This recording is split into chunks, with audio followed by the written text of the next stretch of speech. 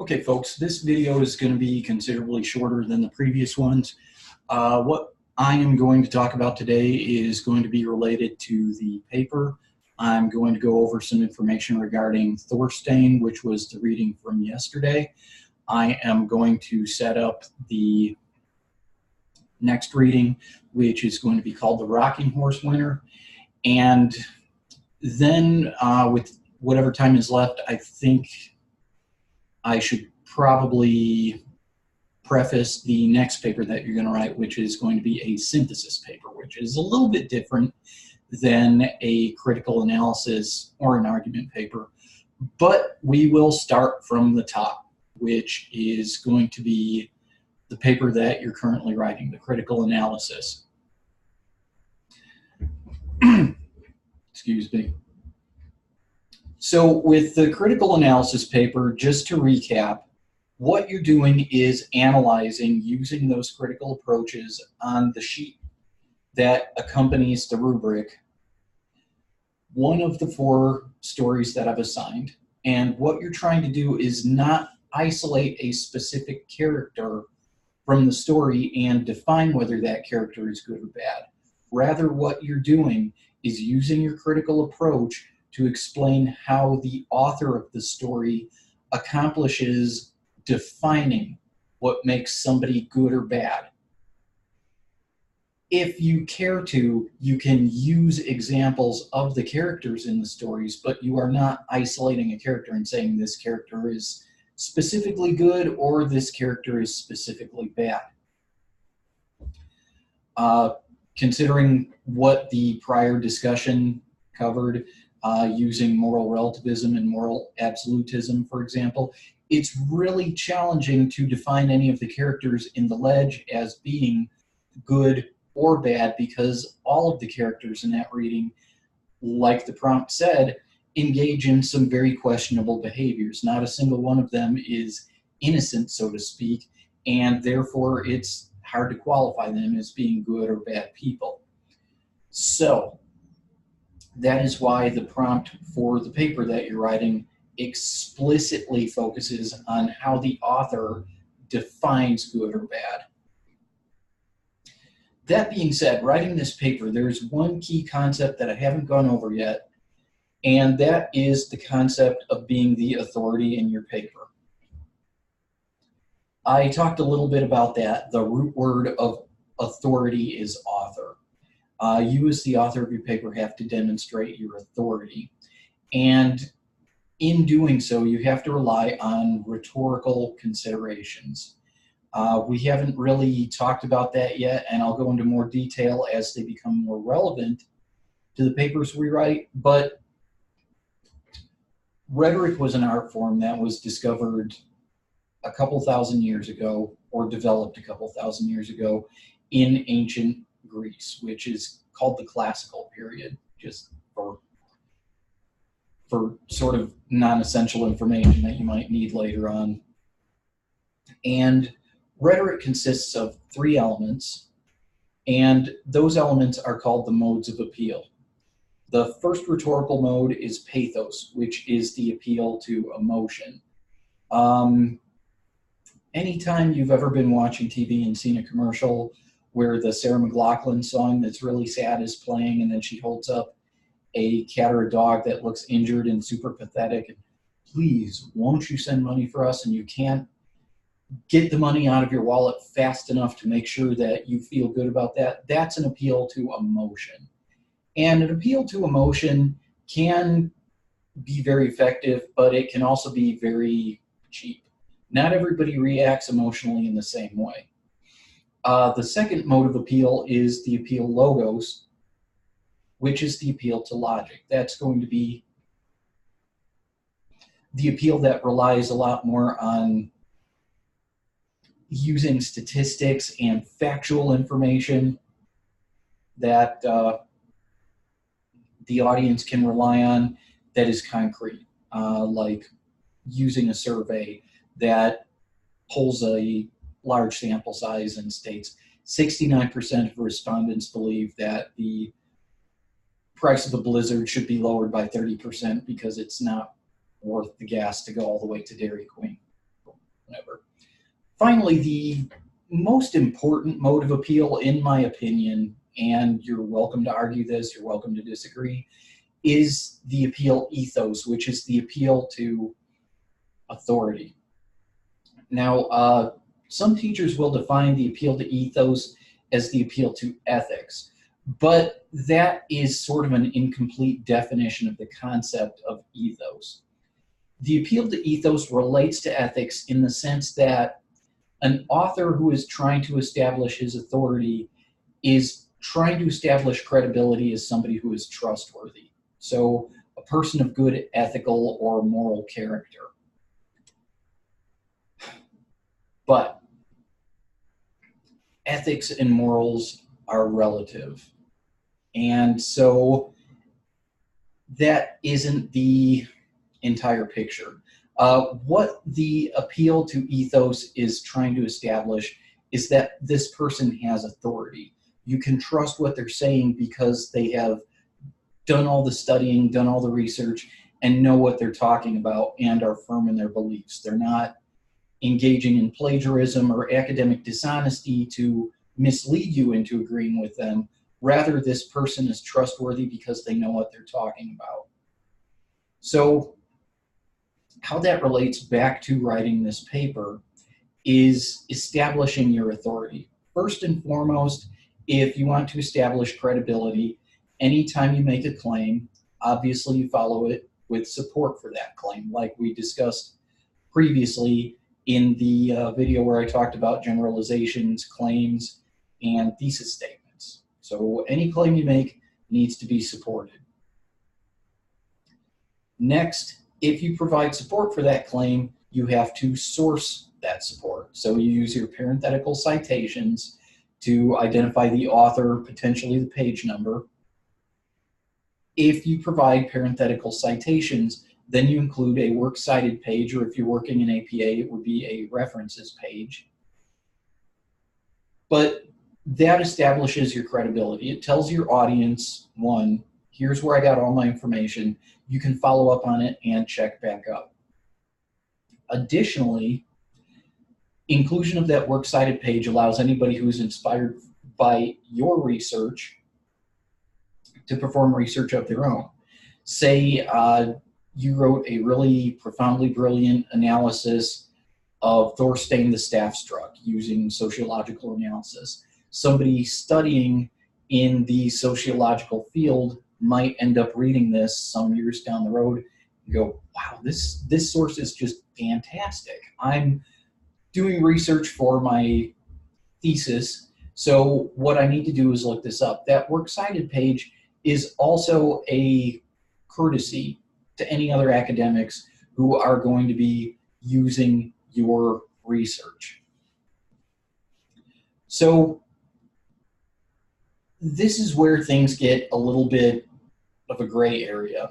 In academics, we don't consider a source like Wikipedia a valid academic source. You can't quote Wikipedia, you can't source it, because the problem with Wikipedia is that the contents are always subject to change.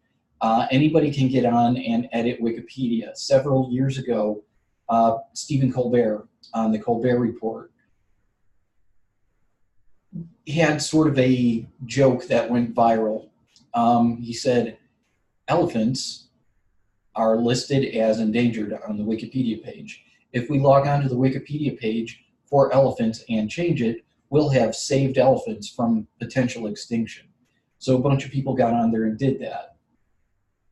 Now, imagine having written a paper and handed it in stating that elephants are not endangered because your primary source, Wikipedia, says they are not.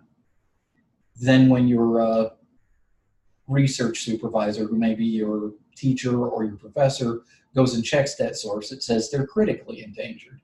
What will that do to your credibility? Will it look like you've made up your sources? Or this is why we don't allow Wikipedia as a source. However, Wikipedia requires people who write articles or edit Wikipedia entries to source their information. So you can go to a Wikipedia article on a concept or a topic that you like and look at the sources that they use to support their claims and follow those sources for your research. So Wikipedia isn't valid as a source, but it's a valid location to find sources. So use of something like Wikipedia can diminish your credibility or authority as an author of a paper. However, using appropriate sources does not affect your credibility. One other primary consideration as an authority is that, like I just mentioned, you are establishing that you've done all of your own research and done all of the studying required to talk about your topic as an authority. One of the most dangerous steps to take in order to include sources in your paper or clarify concepts to your audience is to rely on dictionary definitions, direct quotations from a dictionary. In a lot of cases, primary school teachers, maybe up even through high school, might say a great way to start off a paper or to establish your credibility is to begin it with a dictionary definition. Say, Merriam-Webster defines a dog as a four-legged companion animal of the canine family, or something like that. At the college level, that's seen as very elementary and amateurish.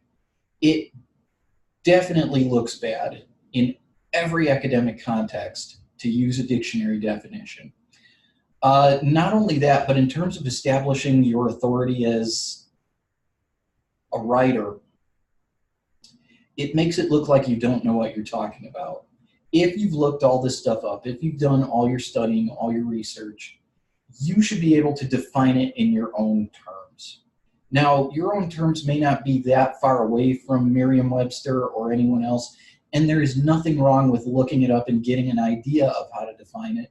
But if you quote a dictionary, you will look bad. There is almost no reason why you can't rephrase that in your own terms. And no, once you rephrase it in your own terms, you can't use a paraphrase or summary quotation. You're not going to get away with using a dictionary as a source no matter what. Just define it in your own terms and find some other way to fill up the requirement for your works cited entries. So that is everything that I think you need in order to get rolling on this paper and make it a good one. Next thing we're going to do is briefly touch on Thorstein the Staff's drug, which is really kind of an interesting reading because it takes place in a society that existed approximately 1100 years ago. It's set in Iceland, and it's the story of a young man who lives with sort of an overbearing father. His father was a great Viking warrior, killed many people, and garnered lots of accolades and whatever else you can accomplish as a barbarian. And Thorstein seems to be a mild-mannered individual. He's so mild-mannered, in fact, that in the midst of a horse fight, which is a demonstration of a horse's worthiness to ride into battle. It's a horse that won't spook in the chaos and tumult of combat in that era. Kind of the same as a gun dog for people who like to hunt. You don't want a dog that's going to panic or become terrified by the loud noise of a gun going off. Same thing with these horses. So Thorstein and another fellow are goading their horses into a fight, and Thorstein's horse is winning. So his opponent hits Thorstein with his horse goad stick, which, think of it like a cattle prod or something else. And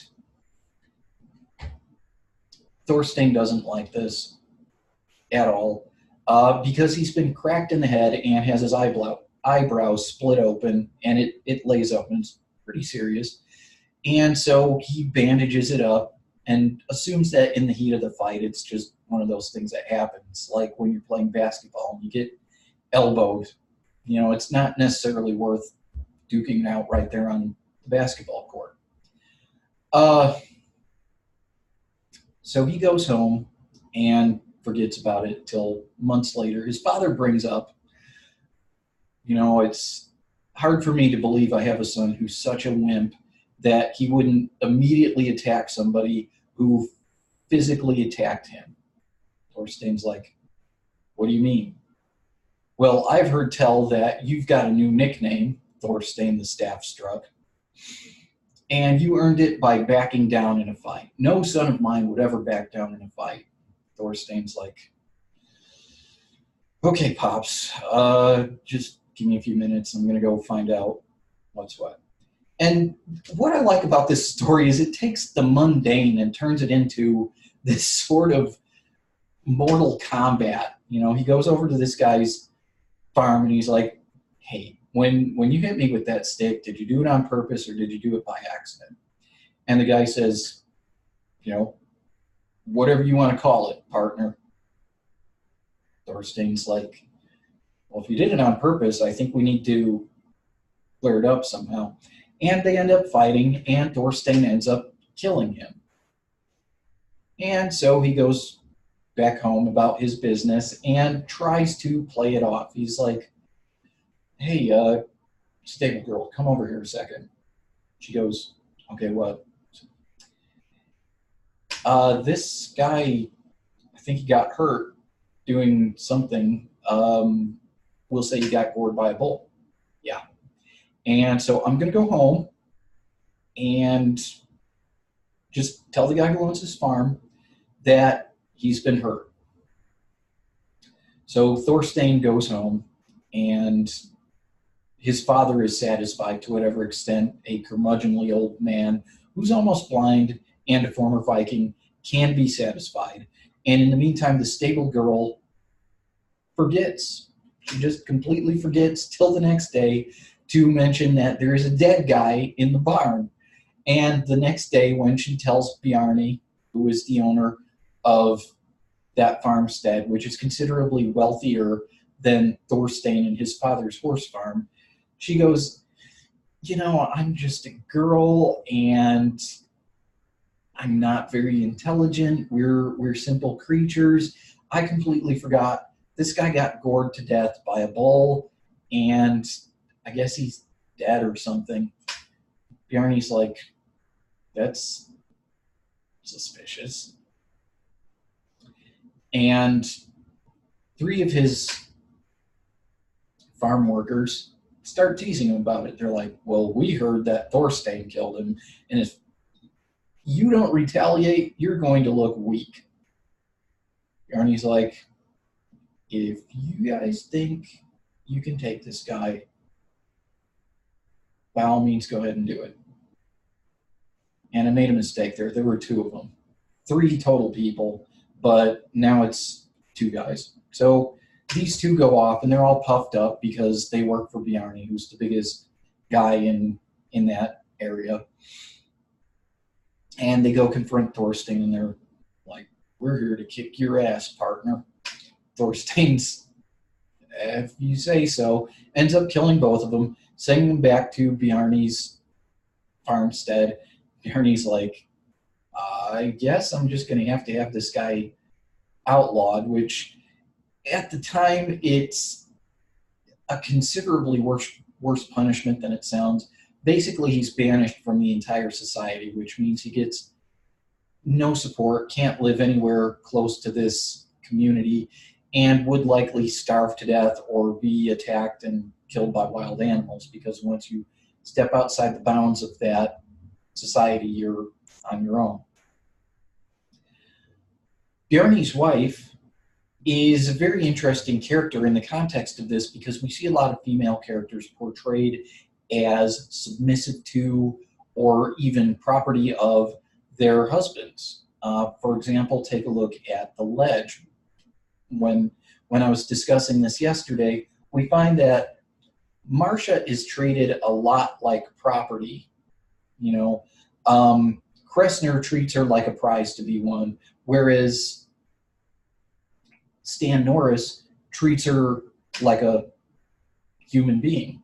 And this is likely the cause of her infidelity with Stan. He appreciates her, he loves her, he treats her with compassion, where Kressner just kind of disregards her as anything but something that he has accomplished by his status as a crime lord. Bjarne's wife, on the other hand, badgers Bjarne. She will not back down. They're in bed together, and he's trying to go to sleep, and she says, you know, word around town is that you refuse to do anything about this transgression that Thorstein has taken against you. He's like, what do you mean? Well, I'm not saying anything, but you are looking really weak. And if you look weak, then I look weak. I'm not telling you that you should do something, but you should do something. Bjarne's like, I don't have to listen to you. You're my wife. Just let it go. I'll handle it on my own. Okay, that's fine. She goes to sleep. He goes to sleep. As we all know from having arguments with our significant others, when our significant other goes to sleep in a tone like that, we're typically in trouble. The next day, Bjarne gets up before his wife, and when she comes out to make breakfast and start the day, she sees him getting his armor ready, checking his weapons, and getting ready to head out to do battle. She goes, what are you doing? He said, last night you were all hot and bothered about me not doing anything about Thorstein, so I'm going to go fight Thorstein so that you will get off my back. And she goes, that's not what I wanted you to do at all. And he's like, what do you mean? Would you just be straightforward with me? And she goes, well, I didn't want you to go fight him or anything. He's like, forget it. I'm just going to go do it. I don't care. You've already got my mind made up. So he heads out the door and leaves her in the dust. And this is pretty standard behavior for people who've been in a relationship. So he goes over to Thorstein's farm and challenges Thorstein to a fight. And what ensues is the most polite fight to the death you will ever see anywhere. First he asks Thorstein, you know, were you responsible for the deaths of my 3 farmhands? And Thorstein's like, yes, I'm not going to lie to you.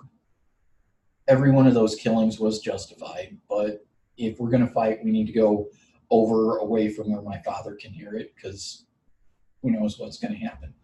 So they go up to this clearing, and Thorstein has his sword and his shield and whatnot, and they start fighting. And Bjarne is a blooded Viking warrior. He has killed men in the heat of battle, and his name is Killer Bjarne.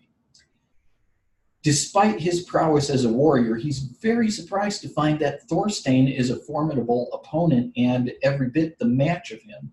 Now, one characteristic that I glossed over till this point is that Thorstein is a very, very strong person. He is capable of doing the work of 3 other men. This is why he's so valuable to his father. And in the fight, both Thorstein's and Bjarne's shields break. Thorstein provides them both with other shields. At another point, Bjarne says, you know what? This fight's been going on quite a while and it's warm out. Do you suppose I could get a drink? Thorstein's like, sure. Go over to that stream right over there. Fresh water. Additionally, Bjarne's shoelace comes untied, and he says, hold it just a second, my shoe is untied. Is it okay if I take it? Thorstein says, yeah, no problem. Take care of it. And this is why I say this is one of the most polite battles to the death you've ever seen. Every advantage that he could take, Thorstein disregards because it doesn't seem like it would be honorable or something to him. And even to that end, after they've been bashing each other sword to shield for so long, Thorstein goes, you know, our swords are getting kind of dull. Why don't I go get us 2 fresh swords that have been sharpened? And that way, and Bjarne's finally like, look, this is stupid. We are too evenly matched. If I kill you, I've killed a really great honorable man. If you kill me, I'm not going to be real thrilled about that either. So he says, how about you come work on my farm and you'll replace the 3 guys who are working for me, and I'll take care of you the rest of your life. You will be honored, regarded well. Thorstein's like, okay, but if we do agree to this, you have to tell my father you killed me. Which is kind of an odd request, but when Bjarne goes to do that, Thorstein's father attempts to stab him. He's like, yeah, let me just reach into this cupboard here and I'll get us something to drink. And aha, short sword from nowhere tries to stab him, and Bjarne's like, you crafty old bastard, you know what? Your son isn't dead. He's coming to work for me, and you know what? You can come live with me too. I'm taking you both on at my farm. I'm going to treat you both like honored guests, and that's the last I want to hear of it. So, the big question that I had for you students was, compare Thorstein in his contemporary society to current society.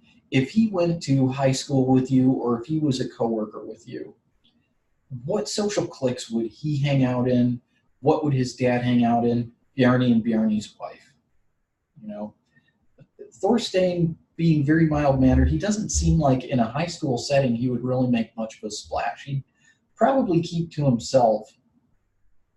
Thorstein's dad, sure enough, would be the former athlete who's past his prime, who expects more out of his son than his son is willing to commit to.